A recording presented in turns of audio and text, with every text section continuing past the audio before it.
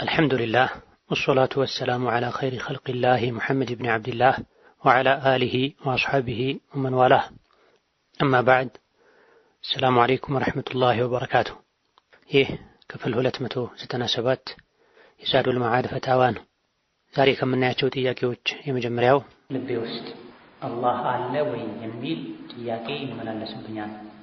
መፍትሄው ምንድነው? ከአላህ የመራቄ ምልክት ነው። በዱዓ ማግዙኝ። ይሄ ተፈልጎ የተፈጠረ ስሜት ካልሆነ በስተቀር አይጎዳም። የሰው ልጅም ብሎ የተመራመረ እንዲህ አይነት ደረጃ ላይ ከደረሰ ወዶ ተቀብሎት ሁሌ ውስጡ ላይ እንዲመላለስ ከፈቀደለት አዎ ያስጠይቃል። ከአላህ የመራቅ ምልክት ሊሆን ይችላል። ካልሆነ ግን በአላህ ከማመኑ አላህን ከመፍራቱ ለህጉ ተገዥ ከመሆኑ ጋር እንደዚህ አይነት ጥያቄ መፈጠሩ ያን ያክል ችግር የለው።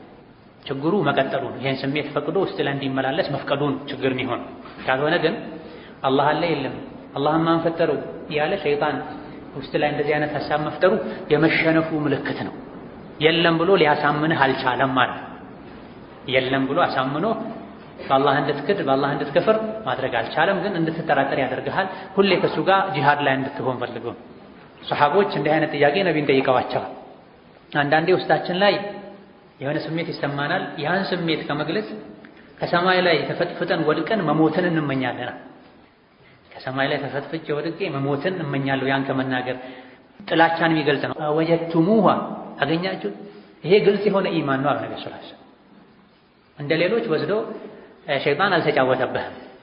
ቢበዛ አንተ ላይ ማድረግ የቻለው ጥርጣሬ መፍጠር ነው። ግን ይሄን ብለው አላበቁም። ነብዩ ሰለላሁ ዐለይሂ ወሰለም አንዳችሁ እንዲህ አይነት ስሜት ከተሰማው ወዲያው ይሄን አይነት ሐሳብ ውስጥ ላይ ማመላለሱን ያቁማል። ጌታዬ አላህ ነው፣ ብቸኛ ነው፣ በሱ ማንንም አላሻርክም ይበላል። ወከዛሊክ ቁል አላሁ አሐድ መቅራት፣ ወደ ግራ አትፍ ማለት፣ አዑዙ ቢላሂ ሚነሽ ሸይጣኒር ረጂም ማለት መፍትሄው። የሚከለከለው የሚጠላው አደጋ የሚሆነው መቼ ነው? ይሄ ነገር አሜን ብሎ ተቀብሎ ያመላለሱ ያን ተከትሎ ሄዶ ለማረጋገጥ የሞከሩ እጅ ከሰጡ ብቻ ነው። ከዚህ ቁል አላሁ አሐድን ደጋግሞ መቅራት፣ አዑዙ ቢላሂ ሚነሽ ሸይጣኒር ረጂም ብሎ ይሄን ሐሳብ ከውስጥ ማውጣት፣ እንዳይበዛ ሐሳብ መቀየር፣ ጓደኛ ጋር መደወል፣ ቁርአን ገልጦ መቅራት፣ ከሐሳቡ መውጣት ያስፈልጋል። ያልተገረዘ ሰው አዳን ኢቃም ማድረግ እና ሰዎችን ማሰገድ ሱና ፈርድ እንዴት ይታያል? ሽክረን ምንም ችግር የለም። ነዓም የተወሰኑ ፉቃሃዎች ራቲብ ቋሚ ኢማም መሆኑ ይጠላል የሚል አቋም አላቸው። ያልተገረዘ ሰው ቋሚ ኢማም መሆኑ መደበኛ ኢማም መሆኑ ይጠላል፣ ንጽህናው በተወሰነ መልኩ ስለሚያጠራጥር የሚሉት አለ። ነገር ግን ሌሎች ነገሮችን በሚገባ ካወቀ፣ የንጽህናን ሸርጥ ካወቀ፣ አኽላቁ ጥሩ ከሆነ፣ የዲን ህጋትን ካወቀ ያልተገረዘ ሰው እንዴተኛውም ሰው። አንዲት ሴት ባሏ የነቢዩላህ ሉጥ ህዝቦች አይነትን ግንኙነት የሚገናኛት ከሆነ ከሱ ጋር መኖር አለባት ወይስ የግድ ፍቺ መጠየቅ አለባት? ብትመክረውም እምቢ ብሏል፣ በጣም ተጨንቃለች ይላል።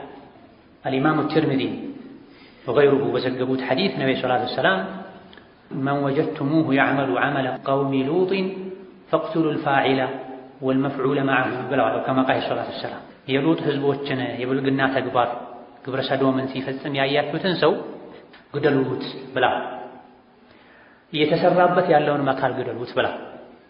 ሁለቱም መርጠው ፈቅደው ይሄን ካደረጉ እነዚህ ነቀርሳ ናቸው፣ ቫይረስ ናቸው፣ መጥፋት አለባቸው። ዝሙት ሲሆን ሌሎች ነገሮች ሲሆኑ ቅደም ተከተላል። ያገባ ነው ያላገባ ኢላ ገይሪ ዛሊክ ይባል። ይሄን አይነት ቆሻሻ እንስሳቱን ከሚጸየፉት ማያደርጉትን የተመሳሳይ ጾታ ግንኙነት የሚያደርግን ሰው ካገኛችሁ የሚያደርገውንም የሚደረግበትንም ግደሉት ብላ። ይሄ ወዒድ ነው፣ ማስፈራሪያ ነው፣ ከባድ ጥፋት መሆኑን ለመግለጽ ነው። ይሄን የሚያደርግ ሰው ይሄን በማድረጉ ብቻ ኒካሁ ይወርዳል አይባል። በቀጥታ ኒካህ የሚያወርደው ይሄ ነገር ሐላል ነው ብሎ ከከፈረ ሙርተድ ከሆነ ነው ኒካሁ የሚወርደው። ይሄ ወንጀል እንደሆነ ከማወቁ ጋር ይሄን ካደረገ ሚስት ከሱ ጋር ለመተኛት መፍቀድ የለባትም። አቁም ይሄን ወንጀልህን ማለት አለባት፣ መምከር አለባት። እምቢ ካላት ፍቺ መጠየቅ ትችላለች። አልፈታም ካላት ሸሪዓ ፍርድ ቤት ሄዳ ኒካህ ማስወረድ ትችላለች። ከሱ ጋር መቀጠላች ያወቀች ከሷም ጋር ይሁን ከሌላ እንዲህ አይነት በሽታ እንዳለበት ካወቀች መፍቀድ የለባትም። ከሱ ጋር መኖርም የለባትም። ቀጥ አድርጎ ያቆማል። ካቆመ አልሐምዱሊላህ ኒካሑ በዚህ አይጎዳም። አላቆምም ካለ ግን ከሱ መሸሽ ኒካሑን ማስወረድ ግዴታ ይሆንባታል። መኮረጅና ማስኮረጅ በትምህርት ቤት እንዴት ይታያል? አይቻልም። በወንጀል መተባበር ይሆናል። መኮረጁ ማታለል ያታለለ ከኛ አይደለም ብሏል ነብዩ ሰለላሁ ዐለይሂ ወሰለም። ማስኮረጁ በወንጀል መተባበር ነው። በወንጀል አትተባበሩ ብሏል አላህ ተባረከ ወተዓላ። የፈተና ወንበር ላይ እስክትቀመጥ ድረስ ችግር የለም። አጋር አስኮረጅ ጎበዝ ነው። እንዲህ ቅን ልብ ያለው ጥሩ ነው። ፈተና እስኪጀመር ድረስ አስተማሪ ገብቶ ወረቀት ማከፋፈል እስኪጀምር ድረስ አድርጎ። ብዙ ጊዜ ግን አያደርጉም። ንፉጎች ናቸው ብዙ ሰዎች። የሚያደርጉት መቼ ነው? በጥቅም በሆነ መልኩ ኋላ ላይ ስራው ከተጀመረ በኋላ። ይሄ ሞኝነት፣ ስንፍና፣ ሰነፍነትንም ማበረታታት። ሰው የላቡን ነው ማግኘት ያለበት፣ የጥረቱን ውጤት ነው ሰርቲፊኬቱ ላይ ማስቀመጥ ያለበት እንጂ የሰዎችን የጥረት ውጤት የልፋት ውጤት ሰርቲፊኬቱ ላይ ማስቀመጥ የለም። ምንም ሊጠቅመውም አይችልም፣ በረካም አይኖርም። ሶላት በሐራም በተገዛ ልብስ ይበቃል ወይ? አፉን ሳያንቀሳቅስ ተስቢህ ይቻላል ወይ? ግዴታው ተስቢህ ከሆነ አይቻልም። ግዴታው ተስቢህ ከሆነ አፉን ሳያንቀሳቅስ አይቆጠርም። ለምሳሌ ስጁድ ላይ ሩኩዕ ላይ አንዴ ተስቢህ ግዴታ ነው። ሱብሃነ ረቢየል ዐዚም፣ ሱብሃነ ረቢየል አዕላ። በሐንበልዮች በነሻፊዒዎች ማንኛውም ተስቢህ ቢያንስ አንድ ጊዜ መባል አለ። ግዴታ የሆነ ተስቢህ ግዴታ የሆነ ዚክርን ፋቲሐን ተሸሁድን አፍን ሳያንቀሳቅሱ መቅራት አይቻልም፣ አይቆጠርም። ነገር ግን ሌላ በፈቃድ የሚያደርጉት አይነት ተስቢህ ከሆነ ጠቅላላ የተፈኩር ልብን በዚክር የማንቀሳቀስ አጅር ሊያስገኝ ይችላል። ነገር ግን ሙሉ አጅር የሚገኘው ሶላት ውስጥ ምን ከሶላት ውጪ አፍን እያንቀሳቀሱ ካሉት ነው። ተስቢሁን በሐራም በተገዛ ልብስ ይበቃል ወይ? እነ ኢማም አሕመድ ኢብኑ ሐንበልዮች ዘንድ አይበቃም። ነገር ግን ሌሎች ጅምሁሮች ዘንድ ይበቃል። ያልተፈቀደ ልብስ በመልበሱ ይጠየቃል። ሁለቱ የተለያዩ ናቸው። ከሶላቱ ከራሱ ጋር ተያይዞ የተከለከለ ነገር ያደረገ ሰው ሶላቱ ይበላሻል። ከሶላት ከራሱ ጋር ቀጥታ ግንኙነት የሌለው ከሶላት ውጪም ሶላት ውስጥም ሊደረግ የሚችል የሆነ ተግባርን ሶላት ውስጥ ቢፈጽም ሶላቱን ያበላሽ፣ አጅሩን ግን ይቀንሳል ማለት ነው። ስርቆት ሶላት ውስጥም ከሶላት ውጪም የተከለከለ ነው። ከሶላት በፊት የሰረቀውን ልብስ ለብሶ ቢሰግድ ልብሱ ጠሃራ ከሆነ ወፍራም ከሆነ አውራን ሙሉ ከሰተረ ለምን በተሰረቀ ልብስ ሰገድክ ለምን ሰረክ ተብሎ እንጂ የሚጠየቀው ሶላቱ በዚህ ብቻ አይበላሽ። ነገር ግን ሶላት ውስጥ ከሶላቱ ጋር ተያይዞ የተከለከለ ነገር ያደረገ ሰው ሶላቱ ይበላሻል። ለምሳሌ ሩኩዕ ላይ ቁርአን መቅራት ተከልክሏል። ይሄን ያወቀ አንድ ሰው እያስታወሰ ሩኩዕ ላይ ቁርአን ቢቀራ ሶላቱ ይበላሻል። መሰል ይሁን ከሶላቱ ከራሱ ጋር የሶላቱ እምብርት የሶላቱ አካል ጋር የተያያዙ ነገሮች ሲሆኑ ይሄን ሆን ብሎ የፈጸመ ሶላቱ ይበላሻል። ከሶላት ጋር ቀጥታ ግንኙነት የሌለው ሶላት ላይ የተባለው አውራህን ሰትር ብቻ ነው የተባለው። አውራውን ሰትሮታል። የሰተረበት ነገር ግን የተፈቀደ አይደለም፣ አጅሩ ይቀንሳል። ልክ እንደዚሁ ያልተፈቀደ ቦታ ላይ መስገድ፣ ባልተፈቀደ ውሃ ውዱእ ማድረግ፣ ጀናባ ማውረድም ተመሳሳይ ነው የሚሆነው። ነገር ግን ኺላፍ ስላለበት በሐራም በተገኘ ውሃ ልብስ መስገድ አይቻልም የሚሉ ስላሉ መጠንቀቁ መራቁ ደግ ነው።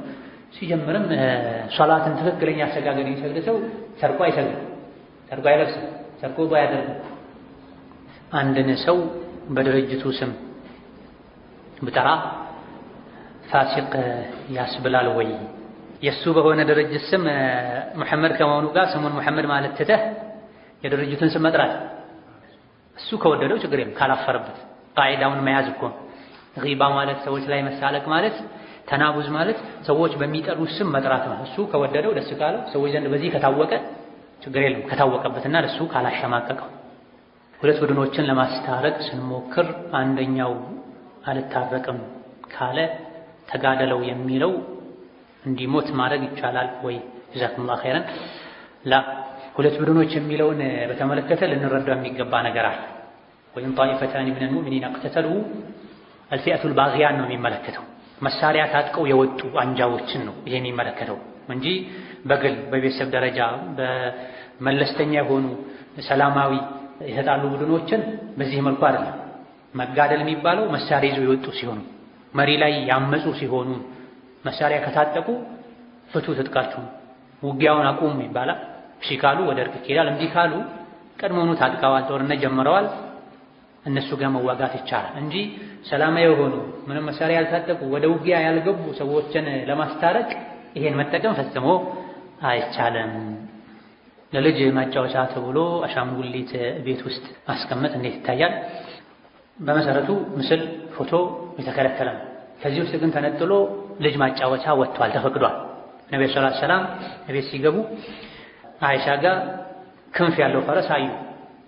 ምንድነው ይሄ ሲሏቸው አይሻ ነብዩ ለአይሻ ፈረስ አላቸው። ፈረስ ክንፍ አለው እንዴ ሲሏቸው ለሱለይማን ክንፍ ያለው ፈረስ እንደነበረው አታውቅም እንዴ አሉ አይሻ ረዲየላሁ ዐንሃ። ስለዚህ የሚጫወቱበት ሉዓብ ነበራቸው ለአይሻ መጫወቻ ነበር። ነብዩ ጋር ሲገቡ 9 ዓመታቸው ነበር። ልጅገር የሆኑ ሴቶችን ያገባችሁ የሚስቶቻችሁን ሁኔታ አወቁ። ጨዋታ የሚወዱ የሆኑ ሚስቶቻችሁን የታዳጊዎችን ፍላጎት ወቁ፣ አጫውቱ ብሏል አይሻ። ነብዩ አጫውቱኝ ነበር ብሏል። ከዚህም ከሌሎችም በመነሳት ልጅን ለማጫወት ከሆነ ይቻላል። ነገር ግን በተቻለ ያክል አደብ የተሞላበት መሆን አለበት። ፈረንጆች የሚሰሩት አይነቱ የተገላለጠ መጥፎን ነገር የሚያስተምር አሻንጉሊት አታምጣ። ሴት ልጅ ከሆነች ሴት ልጅህ የፀጉር አያያዝን የቤት አያያዝን የሚያስለምድ አይነት ወደፊት እናት ስትሆን ትልቅ ስትሆን ትክክለኛውን ተግባራዊ ህይወት ስትጀምር የሚያግዛት አይነት ጨዋታን የምትጫወትበት አሻንጉሊት ነው ማምጣት ያለበት። ወንድም ከሆነ እንደዚሁ።